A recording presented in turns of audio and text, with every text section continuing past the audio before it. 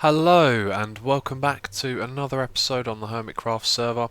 If you remember at the end of the last video I said that I wanted to have a discussion about how I record and that would be a one-way discussion I guess, but I wanted to talk about how I record Hermitcraft and edit it and all of that, and that is what I'm going to do. But first of all I just want to work on the storage area a bit more. I can't really do a lot of talking at the moment just because there's things going on around the house, so I'll record this little intro and then I'll expand the storage room like I talked about in the last episode, and then we'll have that discussion about how I record and edit my episodes. So there is a lot that I want to talk about.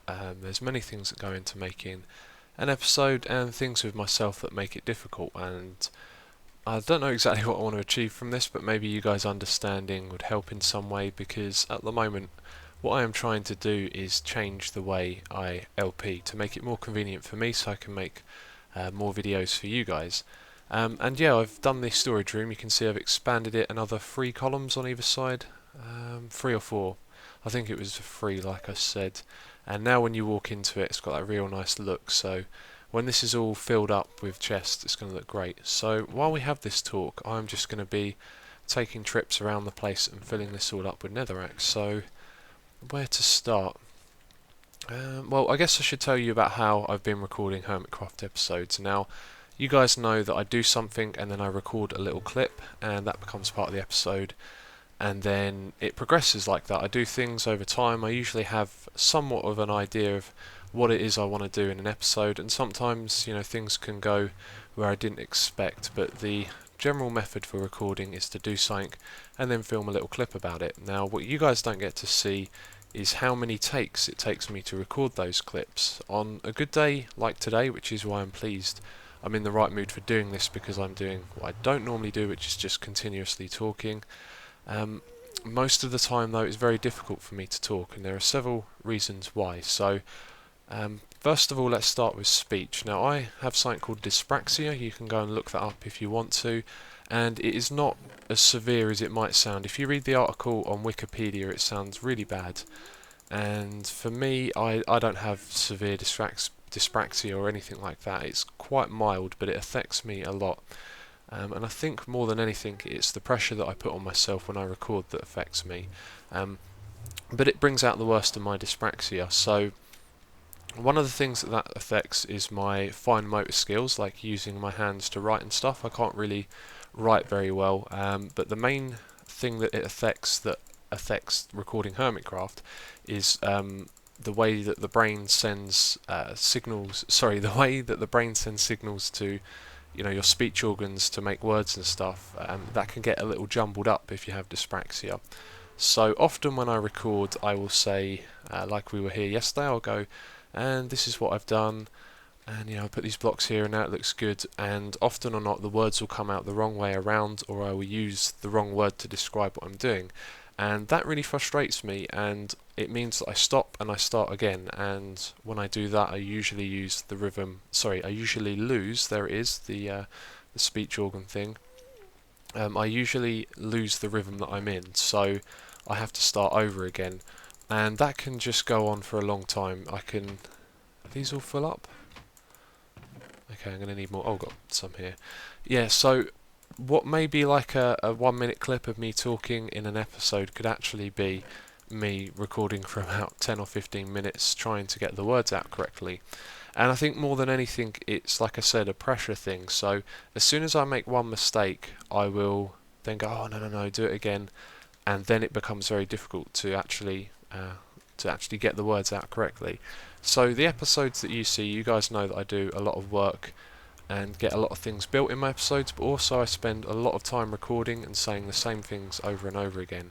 So for this to continue being productive, and for me to, let's jump and get that one, to continue making episodes, I am going to have to change up the way that I do things. So this is going pleasantly well. I must be just in the perfect mood for recording because I haven't, messed anything up so far. That's how I usually look at it. So what I need to do to change this is just to be able to talk like I am now and do things more fluently. And last episode was an experiment with that, and it went really well. I decided that in between recording my clips I would just I would just continue recording anyway, and if anything interesting happened, then I got it on camera and I could put it in the episode. And it turned out that most of what I did became the episode, so that is a technique I'm going to be using from now on. So yeah, there's a few more things I want to talk about. Nothing's coming to mind at the moment. I don't really want to stop too much while we're doing this as well, because I'm in the rhythm. So yeah, I think I'm just going to have to stop for a minute and try and remember what some of the other things I wanted to talk about was. So over the last few days I've been thinking about all the different things that affect doing Hermitcraft, and I've been telling myself I should make notes, which I haven't done, and now that it comes to recording I've talked about a fair amount of it. Can't really remember much else of what I wanted to say. But anyway, we're making progress with this storage area. You can see that I've been putting up the signs, item frames, and got dirt in this one here. We need a bit of netherrack for, and I'm going to go all the way to the end because that one isn't full up yet. There we go, we need one netherrack for that. And I do need to update my texture pack, because at the moment I'm just using one where I've spliced in the clean grass, but I haven't got the, clean grass, there it is again, dyspraxia. Clean glass is the correct way to say that. I haven't put that into the texture pack, so this bit here was actually looking pink a moment ago, so I swapped over to this one, so it doesn't have the fan art in. But yes, me saying clean grass is something else that I want to talk about with dyspraxia. That is something that happens quite frequently, and because of it I now analyse the way that I talk and the different usages of words that I put together, and it's something that makes recording difficult again, because if I get into this loop that I tend to get into with recording where I'm not happy with the little clip that I've just recorded, I really pick up on all the different ways that I say and put words together. So if you were to do the same thing when you listen to me talk, you'll notice that I use and you know, so just the words that don't really describe stuff, like stuff, there you go.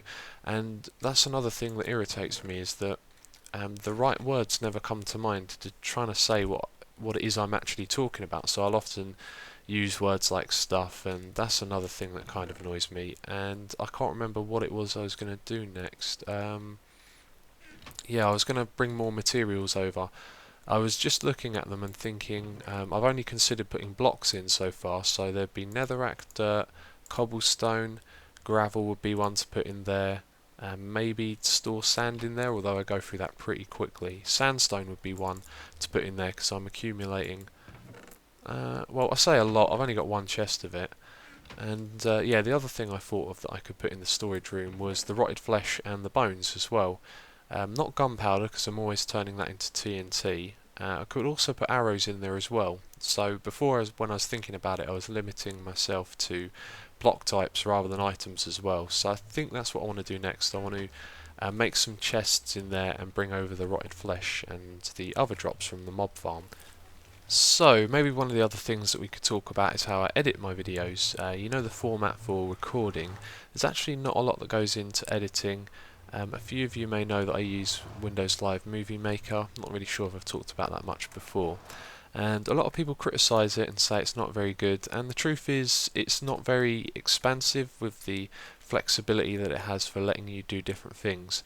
Now, in terms of just editing videos the way I do it, it's brilliant because it's stable to a degree. I have some criticisms about that actually, now that I think about it.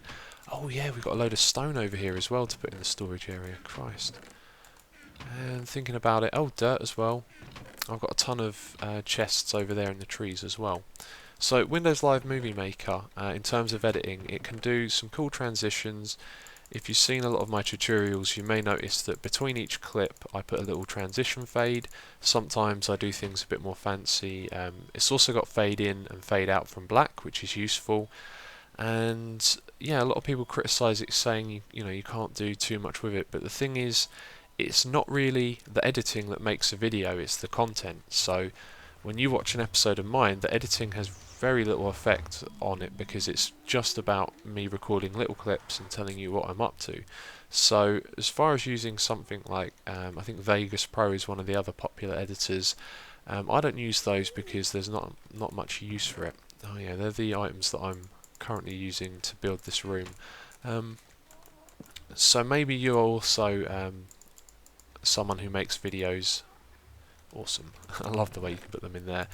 and you know, I get a lot of questions, emails and messages and stuff saying, you know, what do you use to edit, how do you record and all of this. And the truth is, it really doesn't matter what you edit your videos with, it's always the content that's important, because the editing isn't going to make your videos any better unless you're doing something, you know, that's fancy, like a special episode where you want to put in all cool effects and things like that.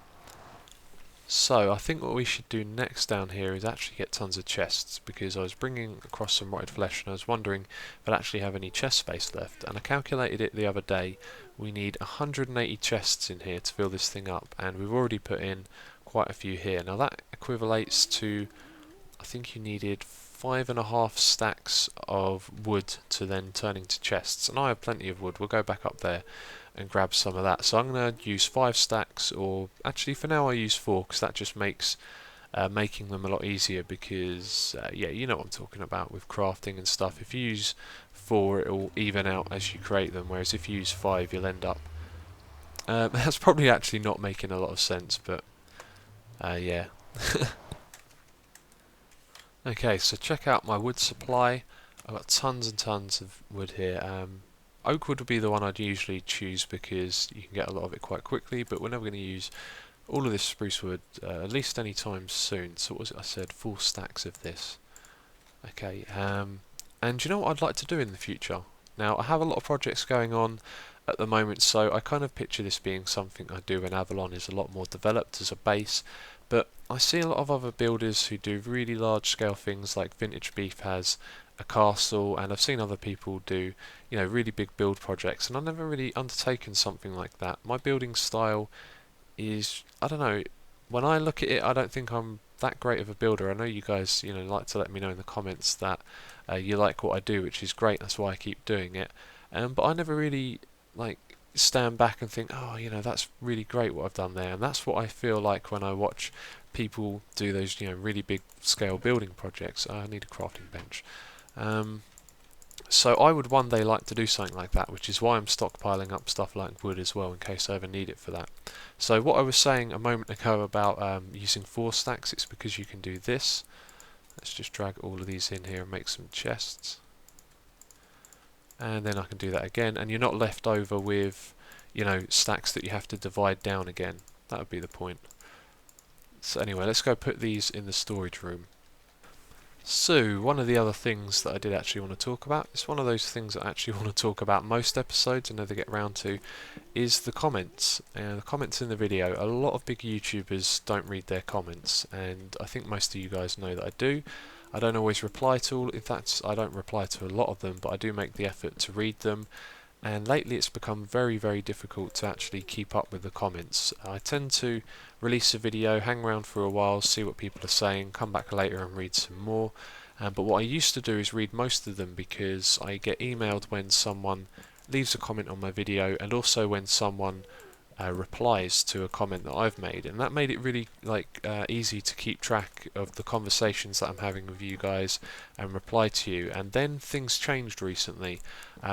Google decided, or YouTube decided, to email me whenever someone replies to someone else in a video. So now, especially on Mythbusters, I get hundreds of emails because people are talking to each other in the comments, which I think is great, by the way.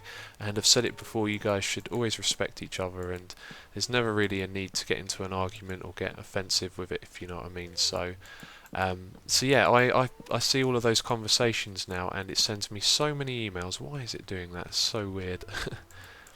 Oh, and that is 1 stack down. Yeah, it sends me so many emails that I really can't go through all of them. I have to just skip a lot of them now, and it means I get to miss out on the conversations that I have with people. If I send them a reply to their comment, I won't know if they've replied back to me, because it just comes in with a sea of emails, and that's kind of made it, like I said, difficult to keep up. And I just wanted to let you guys know that that's happened, and if it ever changes back, it will be able to go back to how it used to be. So speaking of comments, this video, I'm really looking forward to reading the comments, because this is kind of an experiment the way I'm doing this episode. I look forward to hearing what you think about it, and it's not something that I am going to do that often, a talky episode. In fact, I probably won't do one for ages, but I do want to work in more talking and more general recording and becoming more comfortable with talking to the camera, as I call it.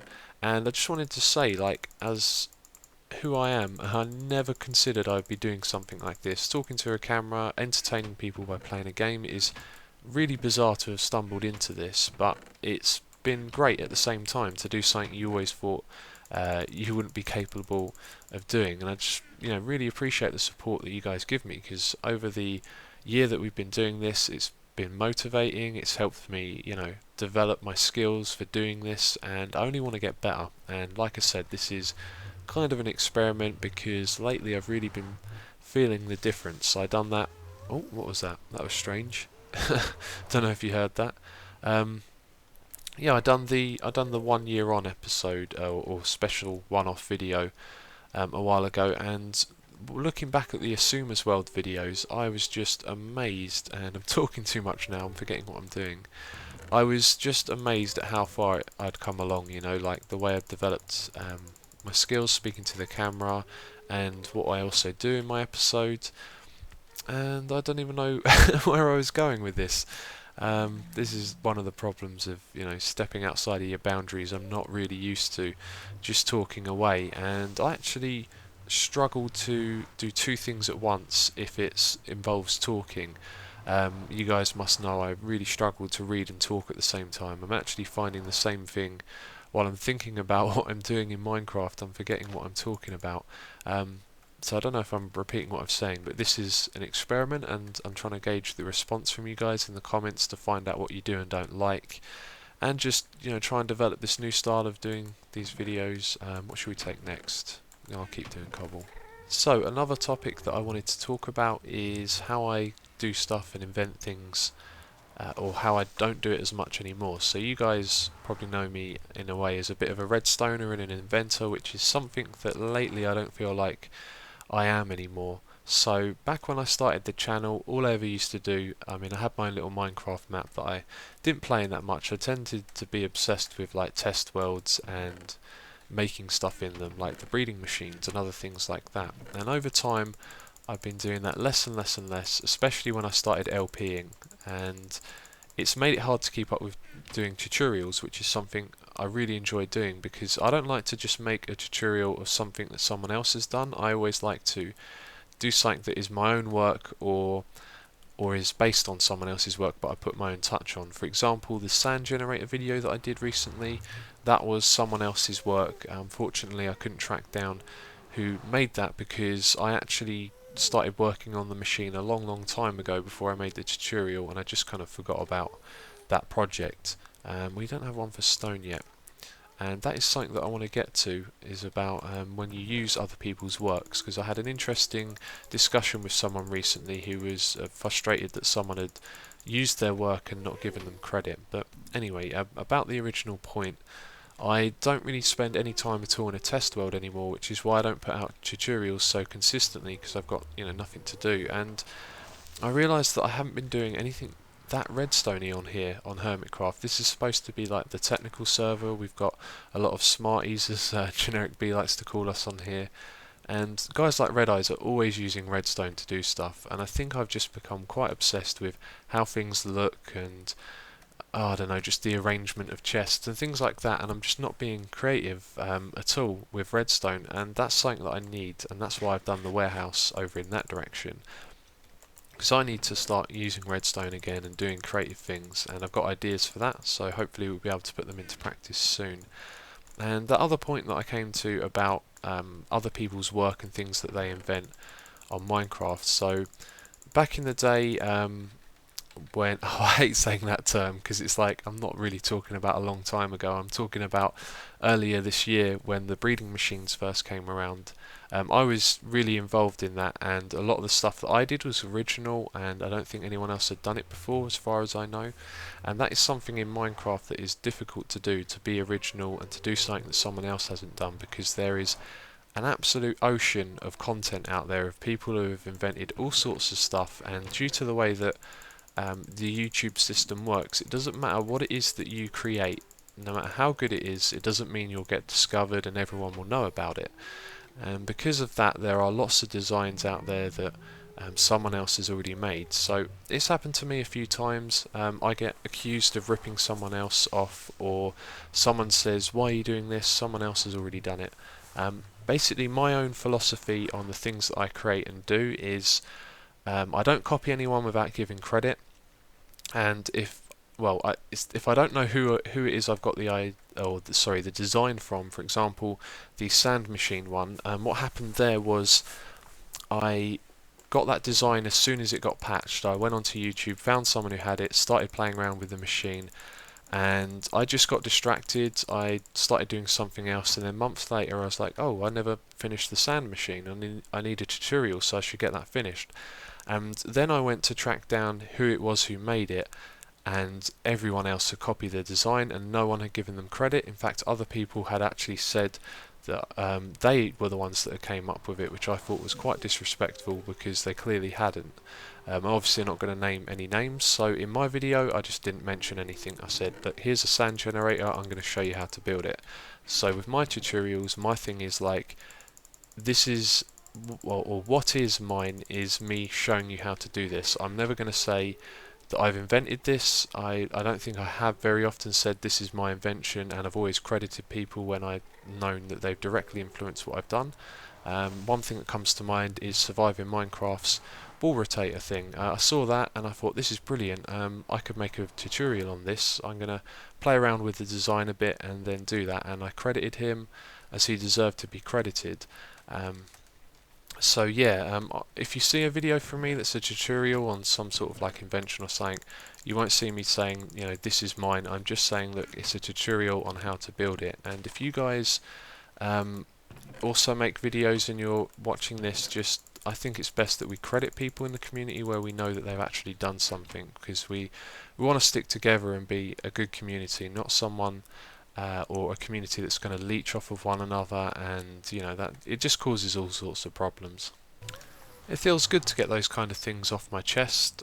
It's, you know, I sit in a position where I can actually communicate these things to people, but I rarely do, so it's nice to talk about that sort of stuff. And do you know what, I've been thinking that maybe we should do another one of these talky things, maybe not anytime soon, but about growing a channel and how to be successful on YouTube, because I often get questions about that sent to me in messages and stuff, people asking how do you get big on YouTube and things like that, and it's something that I've stumbled into, but I now understand the system and how it works, and I could share that knowledge with you. I don't think this episode would be the right time and place. I need to keep some arrows in my inventory because it's quite a long topic to talk about. There's a lot of stuff that goes into actually running a successful channel, but I will tell you the main thing is enjoying what you do, because if you approach this with like a goal of success, or you know, you want this many subs by this amount of time or anything like that, you're gonna fail. Whoa. There's that weird noise again. It sounded like a creeper was about to blow up.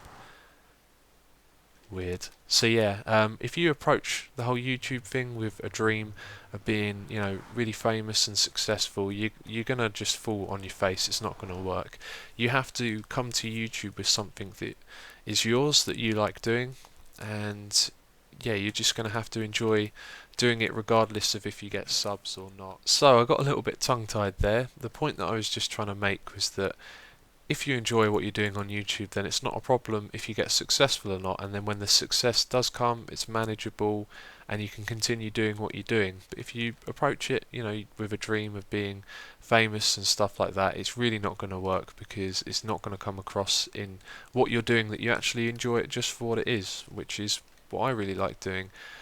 So about this episode, when I said earlier that this is like an experiment, this is me just talking really. The experiment is how I'm going to work in a little bit more talky time into my episodes, and do you know what, I've got a good feeling about it. This was quite easy to do. I just have to get myself in the right mindset to do it. So there was just one or two more things that I wanted to say that aren't coming to mind right now, so I'm going to take my time to think about that, and then we'll wrap this one up. Well, I can't remember what the other things I wanted to say were. Of course, as soon as I start rendering and uploading this video, I will remember. But I have a notepad, I'll just write it down on there, and we'll talk about it sometime soon. And in case you're curious, I recorded this episode with 12 outtakes, which is amazing, to talk so much and yeah, not mess it up enough, because normally it's about 12 outtakes for every little clip that I record would be a pretty good estimate, I guess. Anyway, thank you very much if you're still watching. I kind of think like talking a lot in an episode is something I don't find too enjoyable myself, so I wouldn't think that you guys would. But if you did continue watching to this point, thank you very much. We will get right back into the normal rhythm of things next episode. So thank you for watching, and I will catch you next time.